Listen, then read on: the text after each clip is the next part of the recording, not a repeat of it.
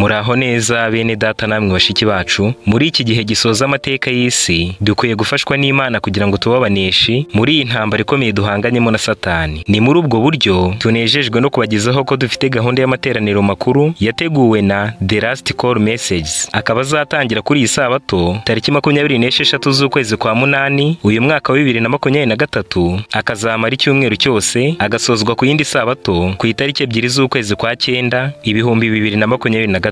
Aya materaniro makuru afite insanganyamatsiko ivuga ngo uwunesha azaragwa byose, nk'uko byanditswe mu gitabo cy'ibyahishuwe igice cya 21 ku murongo wa 7 ahavuga ngo uwunesha azaragwa byose, nanjye nzaba Imana ye nawe aba umwana wanjye. Dore uko gahunda y'aya materaniro iteguwemo. Kuri buri Sabato, ubwo ni ku itariki 26 z'ukwezi kwa munani 2023, ari nabwo aya materaniro makuru azatangira, ndetse no ku Isabato tuzasorezaho yo ku itariki 2 z'ukwezi kwa cyenda 2023, gahunda izajya itangira saa 2 za mu gitondo igeze saa 11 z'umugoroba ku isaha yo mu Rwanda. Naho mu minsi y'imibyizi y'icyo cyumweru cyose tuzajya dutangira gahunda y'aya materaniro kuva saa 9 z'umugoroba kugeza saa 2:30 z'ijoro ku isaha yo mu Rwanda. Twishimiye kandi kubamenyesha ko kuri buri munsi wose ugize aya materaniro makuru tuzajya tuba dufiteho buri mwigisha wihariye ndetse n'insanganyamatsiko yihariye azajya agarukaho. Aya materaniro makuru azajya anyura live